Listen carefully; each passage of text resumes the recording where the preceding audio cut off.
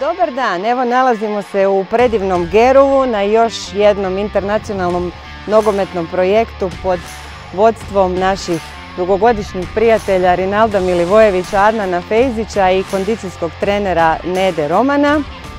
Izuzetna nam je čast biti sponzori ovako kvalitetnog sportskog projekta koji su osmislili naši treneri.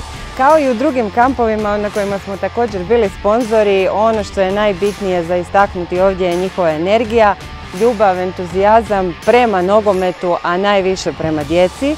Djeca se zaista zabavljaju, njima je predivno, ovo im je iskustvo koje zaista mijenja život zato što se upoznaju djeca iz različitih zemalja i sigurno se sklapaju prijateljstva koja će trajati još dugo.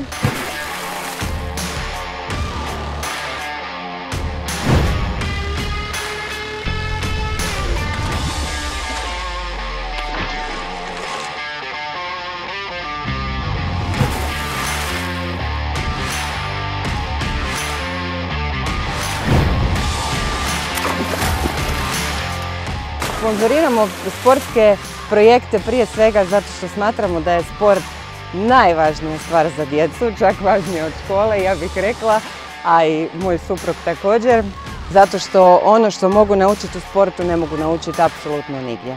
A to je disciplina, suradnja, timski rad, prijateljstvo, upornost. Ovo je 6., ali svakako ne i posljednji sportski nogometni kamp sa ovom ekipom koju podržavamo, odnosno podržavat ćemo ih svakako u budućnosti.